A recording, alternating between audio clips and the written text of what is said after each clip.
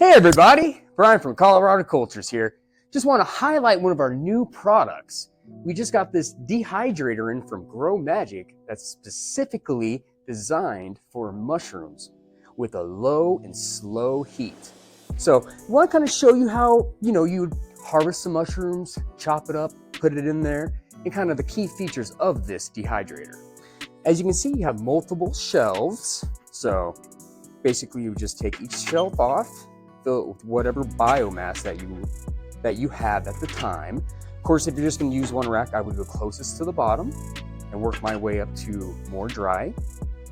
But kind of taking those guys off, let me show you the bottom here. So we basically just turn it on. That's going to turn on the fan. And then this mechanism right here is going to be the heater temperature. So if we have a full capacity of stuff, biomass, mushrooms, you're basically going to be between 50 and 55 Celsius. You know how us mycologists always like to kind of convert things. So it'll be a little kind of fun right there. Okay, and then for 75% capacity or anything under, I would do it between 40 and 45 Celsius. So, and those are going to kind of be anywhere from 104 all the way going up to about 140 degrees. We don't want to go above the 55 mark. That's when we're going to start to denature things in our mushrooms that are going to be the medical benefits of them. Today we're going to be using lion's mane, so we don't want to dry that too hot either. That does have compounds that can denature when they start getting above the 140, 160 degree temperature. So, and we're looking at anywhere from about 24 to 48 hours until they're dry. And you can put them into a little vessel with a little dry packet just to make sure there's not any extra moisture kind of hanging around in there. So, because that can make your mold, grow some mold. So that's never fun. So let me show you how to harvest some of our lion's mane here. And then I'm going to chop it up, put it in our dehydrator and show you how we do all that. Okay. So now taking my bag of lion's mane right here, I'm going to grab my trusty scissors that every mycologist should have on hand. Then we have some isopropyl as well, 99%. So you can always water it down if you want. So, but we always like to kind of give you the full thing. So, all right. So just misting my scissors, then misting my bag. And you can see we fruit in the bag our lion's mane here at Colorado Cultures. So, sometimes if we're in a room, we'll have it coming out the side. But when we're just kind of fruiting, in this dry environment of ours, we definitely like to have a little bit more protection. So we find it to be a little bit more beneficial to fruit in the bag, this lion's mane variety. So, all right, now just chopping this guy.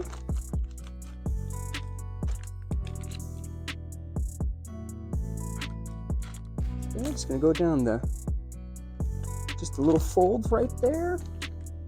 And just cutting this guy over again so I can get good access to that fruit as well. Right. And this way I can kind of give it a really good hydration afterwards. And then we'll just put into like a nice little Tupperware or something like that to keep the humidity to kind of act like the bag that we just cut off. So discarding this just right down here, we're going to take our gloves as well so we just don't get any contamination on the block. Some alcohol. Gonna get a scalpel as well. Taking that guy. Okay. Now basically just start to kind of cut my fruit while I'm holding it at the top. Okay, and just kind of peeling it away as well. And we can make sure it comes out in little chunks because we're going to be breaking it up anyway. So, all right. A little bit. There's that guy. And you'll find it kind of popping off in little areas. So definitely do a nice little tug on it while you're kind of cutting as well. All right, so you can see it just came right off the substrate right there for us. And we'll put this guy to the side. And something I always like to do too is I like to just wait and see how much I got, because a good way to see how much dried mushrooms you're going to have is to see how much wet weight you have. And we're going to basically just take the last digit off of the bag, and it'll give us a good estimate of the dried weight of our fruit. So, okay, putting these guys in here. All right, what are we looking at here? We got 231 grams. So we'd probably be looking about 22 grams of dried lion's mane after it's all said and done. So, all right, now taking our lion's mane, gonna take our trusty scalpel. So we're kind of mixing a little bit of some lab work in with some kitchen work here.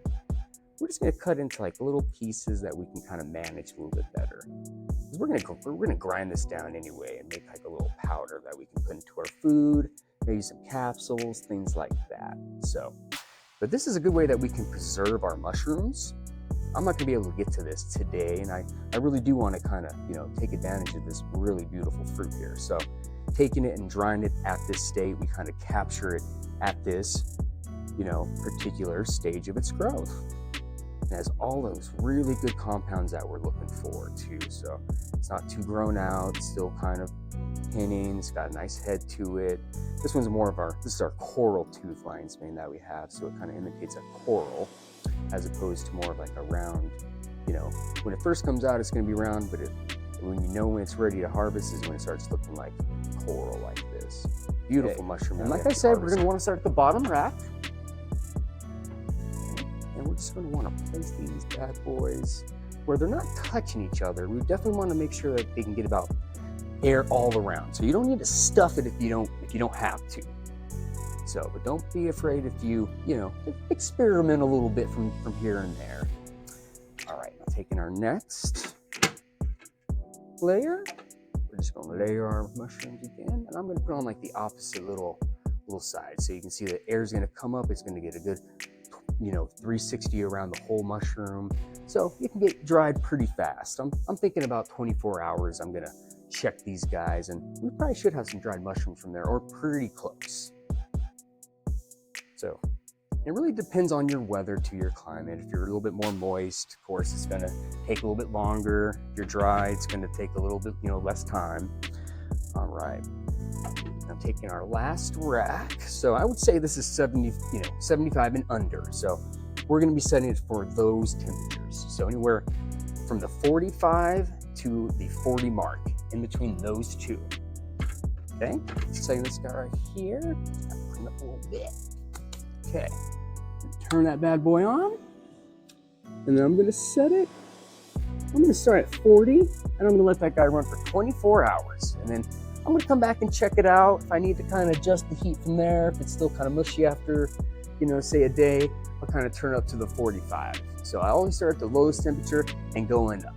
So, definitely want to preserve all the good stuff that those mushrooms have, brought out and all of that matter. All right, everybody. So this is our dehydrator. So you can pick it up at either location or online. So until next time, much love, and we'll see ya.